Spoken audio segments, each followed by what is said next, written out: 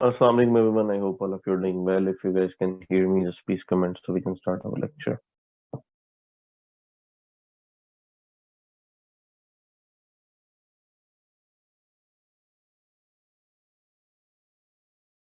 आवाज आ रही है सबको?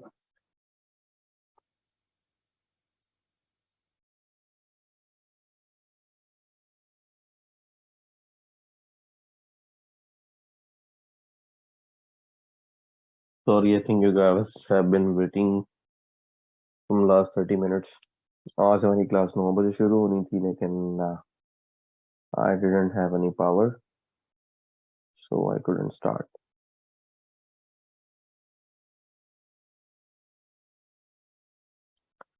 Okay, thank you. अच्छा, प्रीवियस हमने लेक्चर के अंदर जो चीजें देखी थी उनमें कहीं कोई प्रॉब्लम अगर आप लोगों को है तो you guys can share, otherwise I will deeply dive into WordPress.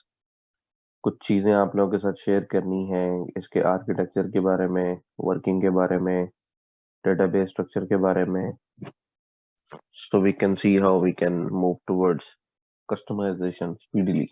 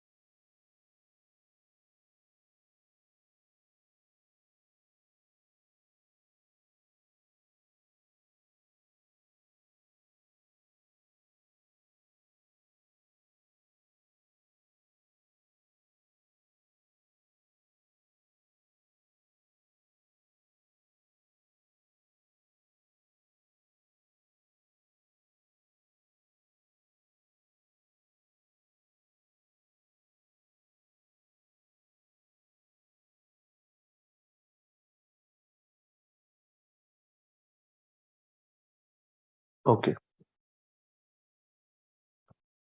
Screen share कर रहा हूँ so we can start towards. Screen share है सबके साथ?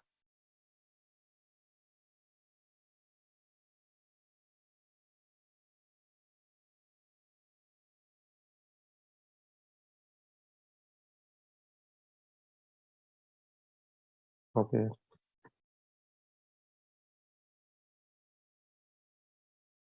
so we have localhost/wp102 as our website. If we remember, we need amps. Let me start amps. It's been after so long कि मेरे system को rest मिला है।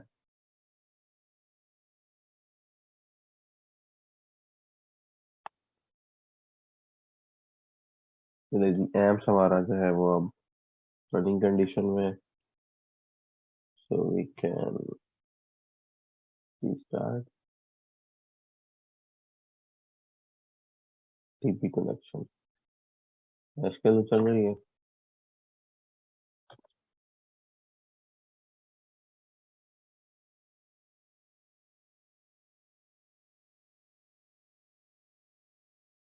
Okay,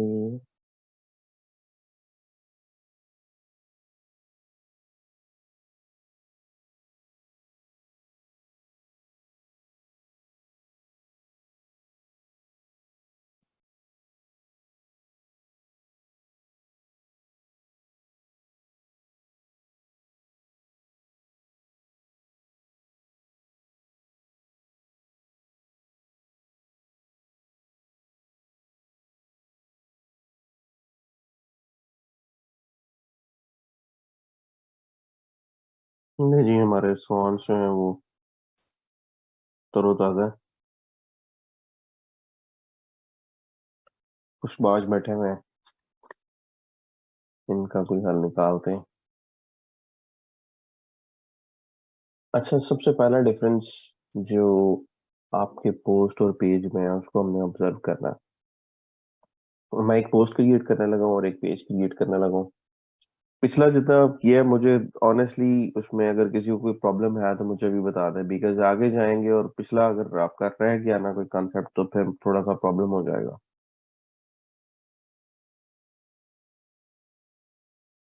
मैं बिल्कुल इसके स्ट्रक्चर पे जा रहा हूँ, इसका आर्किटेक्चर क्या है, कैसे काम करता है, डिफॉल्ट कौन कौन सी एंटिटीज हैं, टेबल्स कैसे हैं, डाटा कहाँ स्टोर होता है। पोस्ट और पेज, इन दोनों के दरमियान डिफरेंस हमें फाइंड करना है सिस्टमेटिकली। एक पोस्ट में क्रिएट करता हूँ, यूआरएल देखिएगा लोकलो slash wp102 wp dash admin slash post dash new dot php। A test post, a test post मैंने लिखा, this is a test post, publish कर दिया मैंने। पेजेस में ऐड नहीं किया, a test page, this is a test page, publish किया।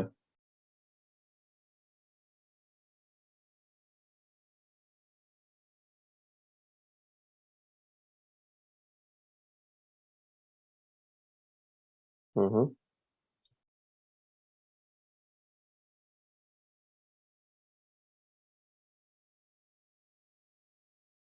ये हमारी टेस्ट पोस्ट है, इसको व्यू करते हैं।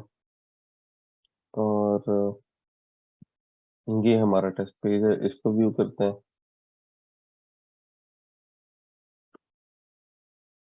इन दोनों को अगर हम देखें तो टेस्ट पोस्ट के अंदर हमने कुछ कंटेंट लिखा है which is not shown, which is bad। कि बॉडी में जो कंटेंट हमने लिखा है वो डिस्प्ले क्यों नहीं हुआ। अगर हम एडिट करते हैं पोस्ट को, हमने लिखा this is a test post,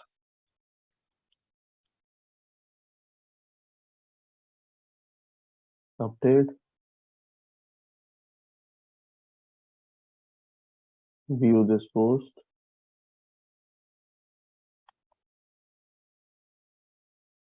ये आ रहा है this is a test post, this is a test post, ये लिखा हुआ है। पेज का हमने लिखा this is a test page, यहाँ पे लिखा आ रहा है। इन दोनों में एक विजुअल फर्क तो ये है कि पोस्ट के पेज के ऊपर आपके पास कमेंट्स आएंगे और पेज में आपके पास कमेंट्स नहीं आएंगे।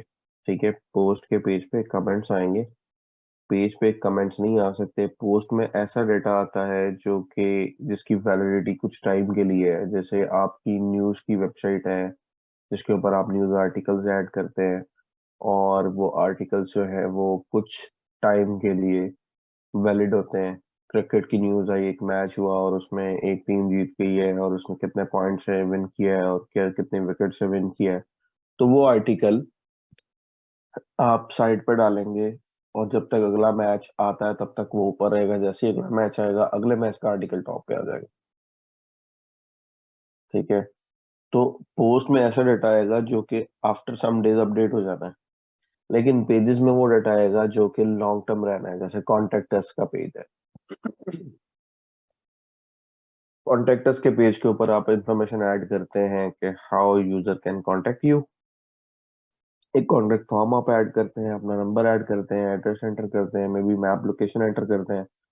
और वो कुछ 2-4 दिन के लिए नहीं होती, वो कम से कम 6 माह 1 साल के लिए तो होती है, कि अगर आप रेंटल स्पेस पे भी बैठे हुए हैं तो आप 2-4-6 माह वहाँ सरवाइव करते हैं। तो आपके बिजनेस का एड्रेस आपने कॉन्टैक्ट पे ऐड किया हुआ है। अबाउट अस, कंपनी के बारे में जो आपने लिखना होता है अबाउट अस के पेज पे, वो आपने ऐसा कंटेंट ऐड करना होता है जो कि लॉन्ग टर्म रहता है।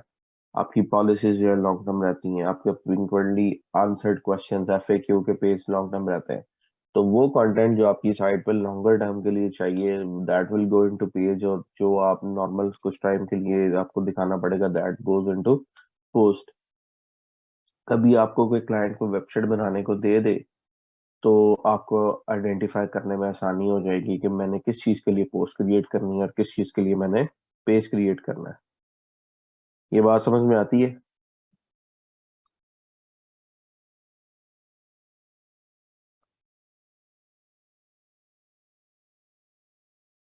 तो ऐसा बंदा जिसको ये बात ना समझ आती हो।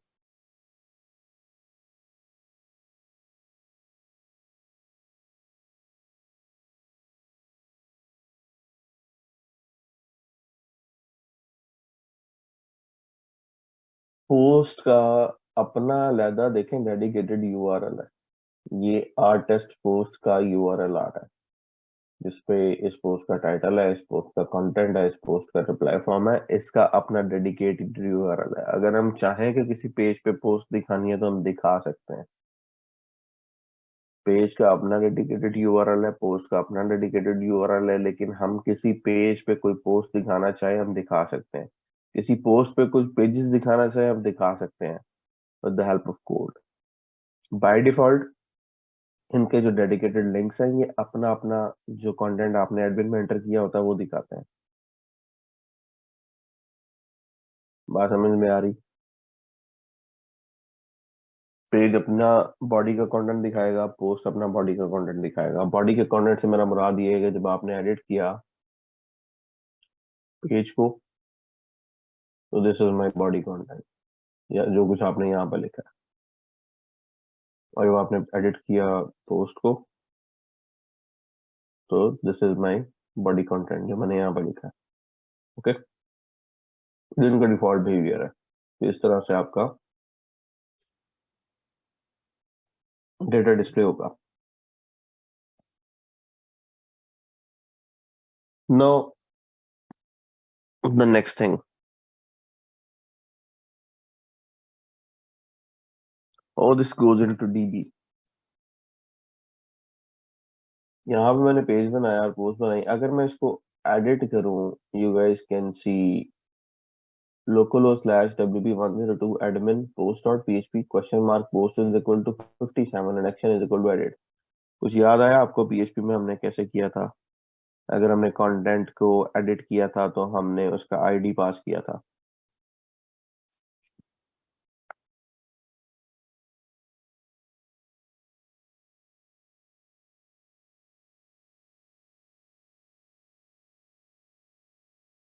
Edit ID is equal to 14। यहाँ पे ये क्या पास कर रहा है? Post is equal to 57 and action is equal to edit. तो आपका एडिट स्क्रीन आ गई। हमने आईडी 14 पास किया हुआ था, हमारी एडिट स्क्रीन आ गई। तो हम तकरीबन ये काम पहले कर चुके हैं। पेज को एडिट करता हूँ। ये टेस्ट पोस्ट एडिट किया, मैंने पेज को एडिट करता हूँ। जब मैंने पेज को एडिट किया है, जब मैंने पोस्ट को एडिट किया है, तो मेरे पास आ रहा था question mark post is equal to 57 action is equal to edit. जब मैंने पेज को एडिट किया तब भी मेरे पास ये यूआरएल आ रहा है, post dot PHP post is equal to 59 and action is equal to edit. नीचे टेस्ट पेज है। इसका मतलब है कि जब हम पेज को एडिट करते हैं तब भी पोस्ट एडिट हो रही है, और जब हम पोस्ट एडिट करते हैं this is a test post, तब भी पोस्ट एडिट हो रही है। तो फिर पोस्ट और पेज में कोई फर्क हुआ?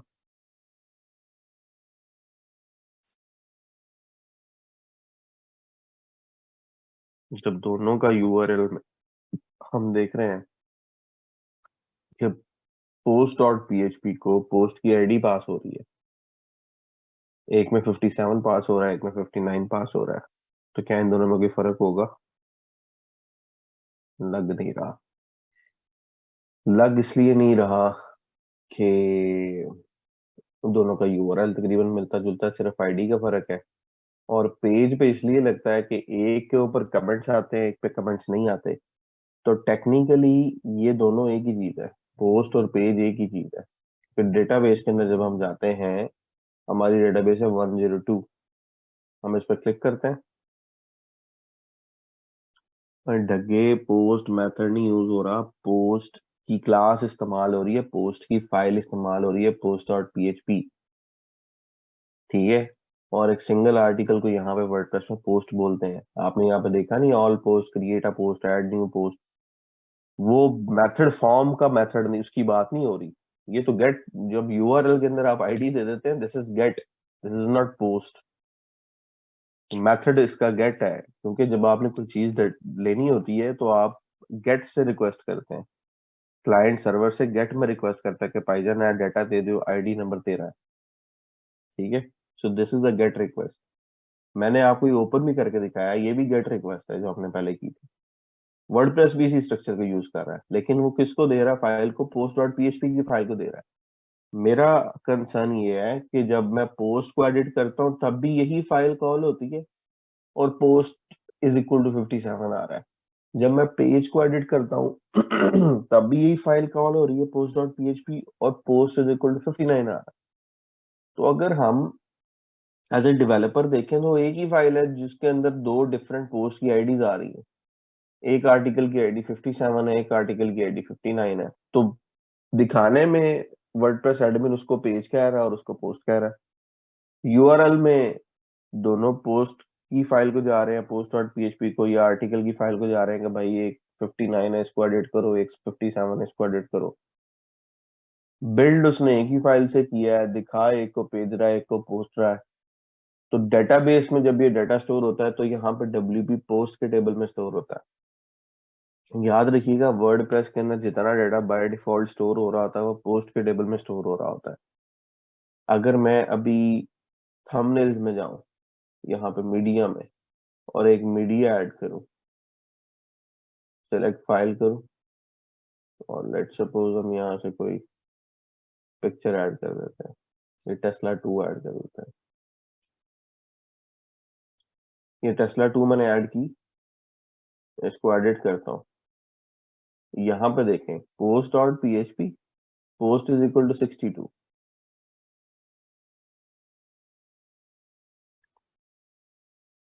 अब इसमें पेज में और पोस्ट में क्या डिफरेंस हुआ वाला? फिर इसके लिए भी पोस्ट डॉट पीएचपी की फाइल यूज हो रही है और यहाँ पे उसने आईडी दे दिया 62। तो कोई बंदा अगर इसको देखे, डेवलपर, तो वो तो यही कहेगा कि यार ये सब एक ही चीज है, बस इनकी आईडी में फर्क है। एक ही आईडी 57 है, एक ही आईडी 59 है, और एक ही आईडी 62 है, क्योंकि आप एक ही फाइल के कोड से उन सबको चेंज कर रहे हैं। फ्रंट एंड पे आपने एक को मीडिया का नाम दिया हुआ है, एक को आपने पोस्ट का नाम दिया हुआ है, एक को आपने पेज का नाम दिया हुआ है। तो वर्डप्रेस में बाय डिफॉल्ट हर चीज एक पोस्ट के टेबल में स्टोर होती है। तो जब हम पोस्ट के टेबल में आते हैं तो अभी यहाँ से हमें समझ आएगी कि असल कहानी क्या है। असल कहानी ये है कि इसके अंदर आपके पास एक कॉलम होगा टाइप का, ये जो फर्क करेगा कि इन सब के अंदर क्या क्या डिफरेंस है। पोस्ट टाइप में उसने बताया कि ये जो अभी हमने पिक्चर अपलोड किया, दिस इज अटैचमेंट। अगर आप देखना चाहें तो दिस इज टेस्ला 2/3 की पोस्ट, और ये पोस्ट का टाइटल हो गया टेस्ला 2। कंटेंट एम्प्टी है, सारी बात है, आपने इमेज अपलोड किया तो उसका कोई यूआरएल होगा। ये डेट वगैरह आ रही है, किस टाइम में पोस्ट हुई, और ये उसका आईडी आ रहा है। नीचे देखें तो टेस्ट पोस्ट आ रहा है, टेस्ट पेज आ रहा है, टेस्ट पेज आ रहा है, टेस्ट पोस्ट आ रहा है, टेस्ट पोस्ट आ रहा है। जब आप वर्डप्रेस के अंदर किसी चीज को अपडेट करते हैं तो वर्डप्रेस रिवीजन जनरेट करता है, ठीक है। तो यहाँ पे पोस्ट टाइप में रिवीजन आ रही है, और एक्चुअल डाटा आपका ये है पेज, और एक्चुअल डाटा ये है पोस्ट। तो आपके पेज की आईडी, जहाँ पे आपका पोस्ट टाइप पेज लिखा हुआ है, वो एक्चुअल रो है जो आपको वर्डप्रेस एडमिन में शो हो रही है। बाकी उसने सिर्फ अपने इंटरनल वर्किंग के लिए रखी हुई है कि पहले पेज का कंटेंट ये था, पेज का कंटेंट ये है। तो एक्चुअली पब्लिक जो आपको एडमिन में नजर आती है वो ये वाली रो होगी जहाँ पे पेज लिखा आ रहा है पोस्ट टाइप, दैट इज 59। अगर हम टेस्ट पेज को देखें तो दिस इज 59। सिमिलरली ये 57 है, डेटाबेस में 57 के ऊपर टेस्ट पोस्ट पड़ी है, तो ये मेरी 57 की रो है। ये इस रिलेशनशिप के सामने रो आ रही है, ठीक है। मैं इसको आगे करता हूँ, ये पोस्ट आ रहा है इस रिलेशनशिप के सामने, ये रो पोस्ट। इसका मतलब ये हुआ कि वर्डप्रेस हर चीज को पोस्ट के टेबल में स्टोर कराता है, बस उसकी टाइप के अंदर डिफरेंस से हमें पता चल सकता है कि ये पोस्ट टाइप पेज है, ये पोस्ट टाइप अटैचमेंट मीडिया है, या पोस्ट टाइप पोस्ट है, डिफॉल्ट पोस्ट है। ये बात समझ में आ गई? रिवीजन मैंने आपको पहले भी बताया है, रिवीजन ये चीज है कि पहले मैंने जब पेज लिखा था तो ये था, अब मैंने डॉट करके ये लिख दिया, अपडेट कर दिया, इसकी एक और रिवीजन बना देगा। पब्लिश ऑन 27 अक्टूबर 9:44। और अगर हम इसको प्रीव्यू चेंजेस करेंगे तो हमें प्रीव्यू दिखाएगा कि क्या क्या चेंज आया है। ठीक है। और इस चीज को रिकॉर्ड करने के लिए इसने अपने पास डिटेल्स रखी होती हैं कि पहले क्या था। अभी देखिए ना, दो रिवीजन आ रही हैं, अगर मैं इसको ब्राउज करूंगा तो जो फर्क आया ओवर द टाइम वो दिखाएगा कि पहले आपकी पोस्ट ये थी, अब आपकी पोस्ट ये है। तो रिवीजन उसने हमारे लिए रखी हैं कि हम चेक कर सकें कि डाटा कब चेंज हुआ है। और अगर हमारा डाटा गलती से चेंज हो गया तो हम पिछले में जाना चाहें तो मेरा ख्याल है कि हम पिछले उसको देख सकेंगे तो उस पर जा सकेंगे ना। हाँ, अगर आपने किसी रिवीजन को यूज करना है, ये एरो अगर मैं इस तरफ ले जाता हूँ तो ये और पीछे चला गया।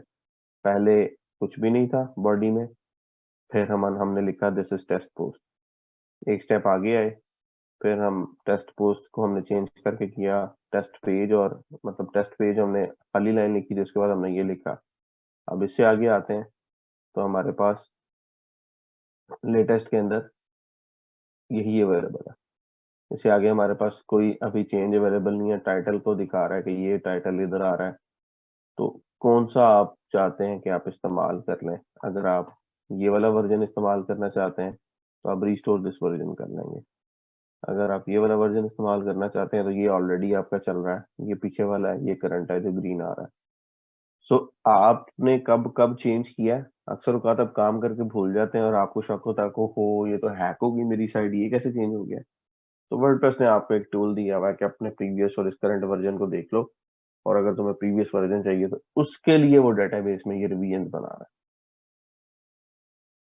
है। जब आपका डाटा पिछला था तो रो का रिकॉर्ड और था, सारी बात है। अब करंट वाली रो के अंदर तो नहीं हम रिवीजन बना सकते ना, हम रिवीजन पिछला हमारा डाटा था उस रो को रिवीजन बना देते हैं और आगे नई एंट्री कर देते हैं, या एक नई एंट्री कर देते हैं रिवीजन के नाम की, उसमें पुराना डाटा स्टोर करा देते हैं और करंट वाले में डाटा अपडेट कर देते हैं। तो बेसिकली वर्डप्रेस का ये जो पोस्ट टाइप का कॉलम है ये बड़ा इंपॉर्टेंट है, जो हमें बताता है कि जी ये डाटा, ये पोस्ट किस टाइप की है,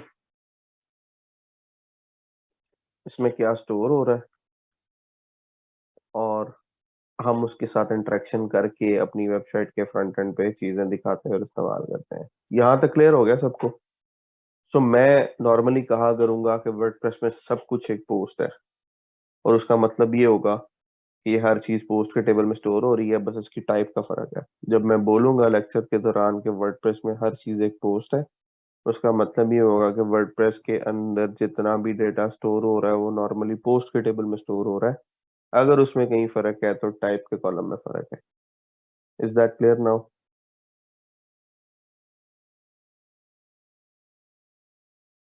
बस अपने इस सेंटेंस को क्लियर करने के लिए मैंने आपको ये ओपन करके सारा कुछ समझाया कि मैं ये बोलूं और आप कंफ्यूज ना हो जाए कि सर ये क्या कह रहे हैं। अच्छा,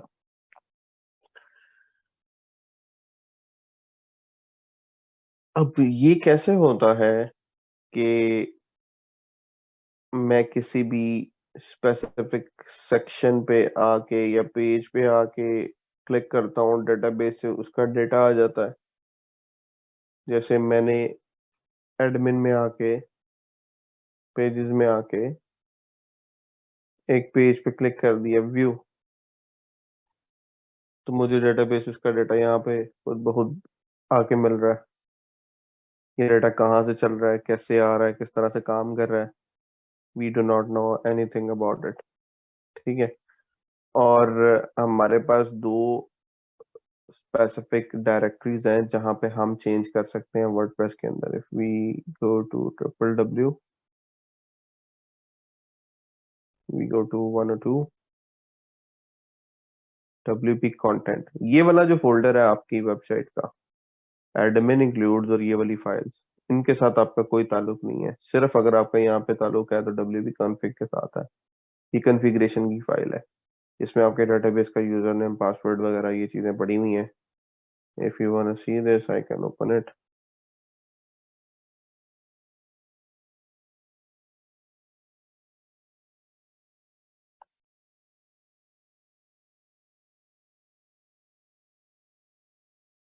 नहीं, देखें, आपकी डेटाबेस का नाम डिफाइन है WP102, यहाँ पे यूजर डिफाइन है रूट, ये कॉन्स्टेंट्स बने हुए हैं। यहाँ पासवर्ड डिफाइन है MySQL, यहाँ DB होस्ट डिफाइन है लोकल होस्ट, यहाँ पे करेक्टर सेट डिफाइन है, कोलेजन डिफाइन है। तो जब आप वर्डप्रेस को मूव करते हैं एक जगह से दूसरी जगह, तो आप इस फाइल में मैनुअली चेंज करते हैं, फिर नए एनवायरनमेंट के मुताबिक उसकी डेटाबेस का नाम, यूजर का नाम, पासवर्ड का नाम, तो जो कनेक्शन स्ट्रिंग हम लोग PHP में बनाते थे, वर्डप्रेस में हम इंस्टॉलेशन के दौरान दे रहे हैं यूजर नेम रूट और पासवर्ड MySQL या एम्प्टी। तो जब हम वो फॉर्म फिल करते हैं तो उसके बाद ये फाइल खुद ब खुद बनती है। इस फाइल से बाय डिफॉल्ट ये फाइल होती है, जो कि जेन्युइन फाइल है, जिसमें सिर्फ स्ट्रक्चर पड़ा होता है सारा और वैल्यूज नहीं होती। तो वर्डप्रेस इस फाइल की कॉपी बनाता है जब हम फॉर्म सबमिट करते हैं और एक्चुअल वैल्यूज यहाँ पे लगा देता है, ताकि हमारे लिए इंस्टॉलेशन की आसानी हो। अब ये फोल्डर है जिसके साथ हमारा इंटरेक्शन होगा। हमने जो चेंज करना है जो डाटा रखना देखना है वो इसमें रखना देखना है।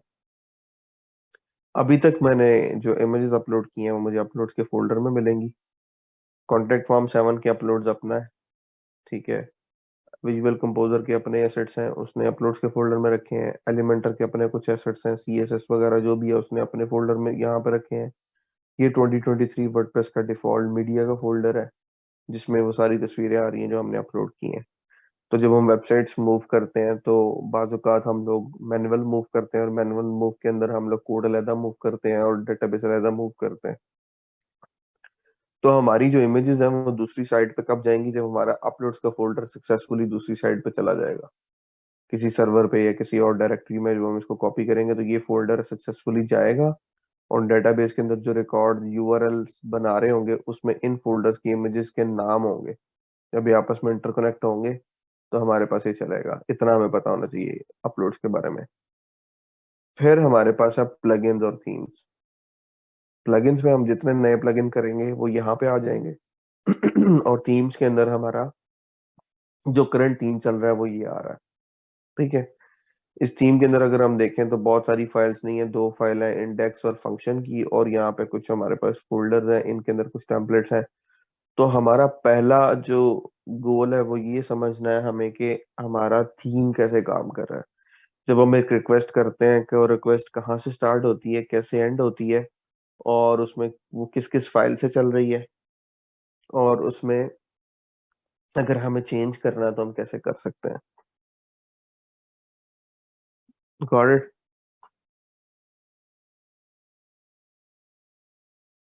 तो वर्डप्रेस की ये साइट है developers.wordpress.org। इसके ऊपर अगर आप आए तो एक्सटेंड के अंदर आप थीम्स के ऊपर क्लिक करते हैं तो आपके सारे थीम्स आपको मिल जाते हैं। यहाँ पर मल्टीपल थीम्स आपको नजर आएंगे, और इसी के अंदर अगर आप देखेंगे थीम्स का सेक्शन है डेवलप थीम्स। अगर आप इस पर क्लिक करेंगे तो this is a good handbook, not so excellent but it's good enough कि आपको बेसिक की समझ आ जाए। तो getting started theme basics.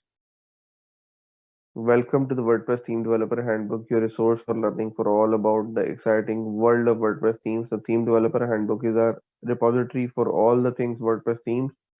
Whether you are new to WordPress themes or you are an experienced theme developer, you should be able to find answers to many of your theme related questions here. In this handbook, you can learn how to build block themes and classic themes.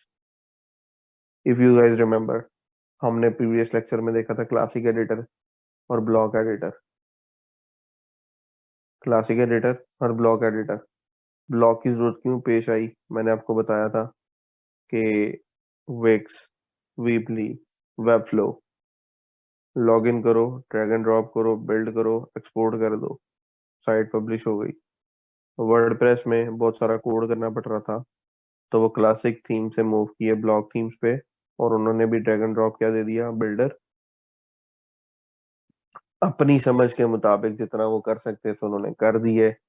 और future में ये बहुत fruitful साबित हो सकता है। अभी तो मैं नहीं इतना श्योर हूँ इसके बारे में, लेकिन ये कि अच्छी चीज है। मैंने एक दो ब्लॉग चीजों पे काम किया है, अच्छे कॉन्सेप्ट हैं इसके अंदर।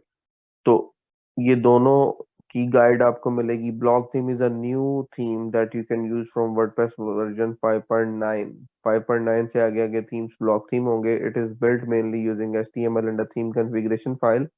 The block theme is composed entirely of blocks, allowing you to edit all parts of your site in the site editor. यानी साइट का कोई भी हिस्सा है आप जाके एडिटर में चेंज कर लें, ये इसमें फैसिलिटी है। पहले ऐसा नहीं होता था, पहले हम लोग नॉर्मली कुछ चीजें चेंज कर पाते थे, कुछ नहीं कर पाते थे। A classic theme is the original theme without version limits that primarily uses PHP, JavaScript, CSS। यहाँ पे उसने PHP का नाम नहीं लिया, यहाँ पे उसने HTML और कॉन्फ़िगरेशन फाइल का नाम लिया है। यहाँ पे क्लासिक में कह रहा है कि हम PHP, JavaScript, CSS इस्तेमाल करते हैं। Classic themes take advantage of WordPress PHP functions, hooks and filters. कह रहा है क्लासिक थीम इन चीजों का ज्यादा इस्तेमाल करते हैं। ये हुक्स एंड फिल्टर्स क्या है, will discuss them. If you are new to developing WordPress themes, start with section 1 where you can find out what a theme is. Learn about WordPress license, set up your development environment. So once you are through the introduction, continue with the theme basic section. It is recommended to read through both the block theme section and classic theme sections. This will give you an understanding of difference between the two types of themes and help you choose what type of theme to build. If you have got to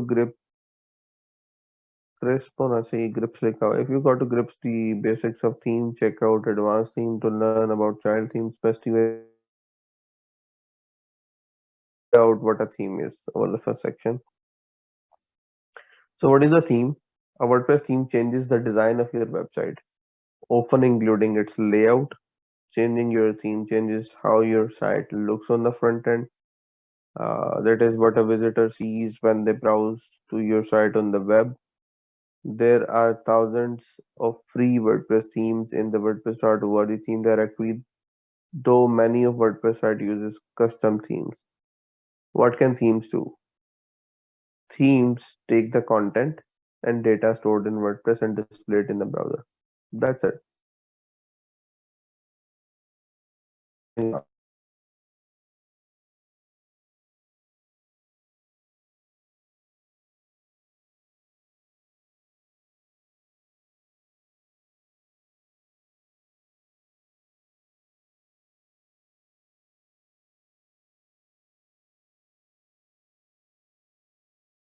background को ऊपर सफेद करके जरा लश-पश करके आपने दिखा दिया। When you create a WordPress theme, you decide how the content looks and how it is displayed. There are many options available to you when building your theme. For example, your theme can have different layouts, such as static or responsive, using one column or two. Your theme can display content anywhere you want it to be displayed. खुली आपके पास option है, आप एक column वाला theme बनाएं, दो columns वाला theme बनाएं। आप जहाँ कंटेंट दिखाना चाहते हैं आप दिखाएं। Your theme can specify which devices और actions make your content visible. किस किस डिवाइस के ऊपर आपका कंटेंट कौन कौन सा शो होना चाहिए। रिस्पॉन्सिवनेस के बारे में लिखा हुआ है। Your theme can customise its typography design elements using CSS and theme dot JSON. आप चाहें अपनी CSS और जो टाइपोग्राफी है उसको कस्टमाइज कर लें, कहाँ से कस्टमाइज कर लें। तकरीबन वर्डप्रेस के हर एक थीम के अंदर कस्टमाइजर होता है। अगर आप अपीयरेंस में आए, यहाँ पे आपको एडिटर नजर आएगा, लेकिन पिछली साइट्स में जाएं अगर हम, let's suppose I open a website, आपको कुछ फर्क है। हमने जब ये वाला इंस्टॉल किया है ना,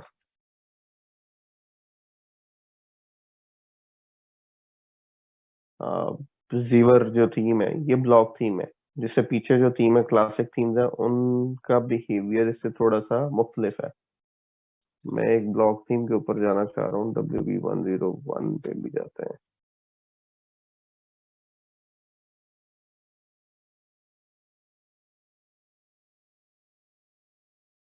अगर हम WW पे आए तो हमारे पास साइट है 100 है, 101 है, 102 है, 202 है।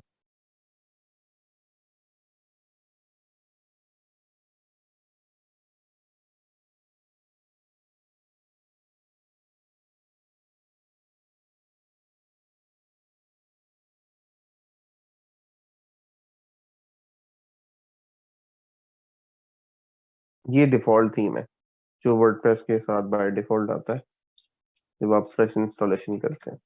याद है आपको? डिफॉल्ट में हमारा ये थीम आ रहा था, briefly unavailable for scheduled maintenance check back in a minute, which is bad. Hmm. Admin test,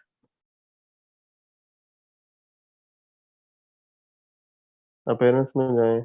यहाँ भी आपको एडिटर नजर आ रहा है, कोई साइट जो थोड़ी सी पुरानी हो।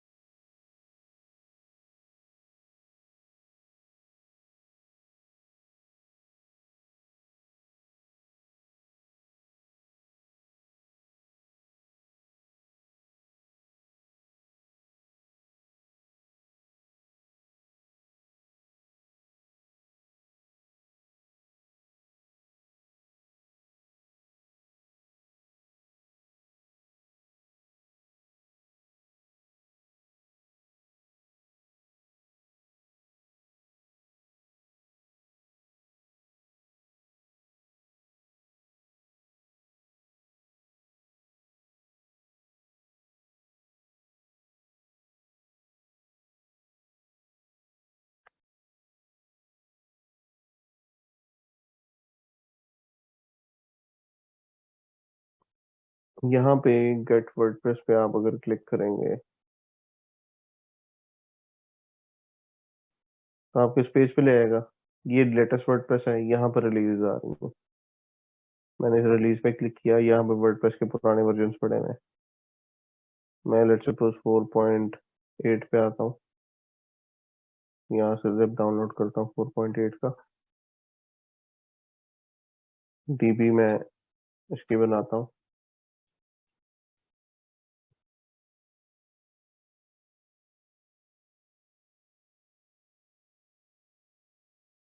WP 4.8,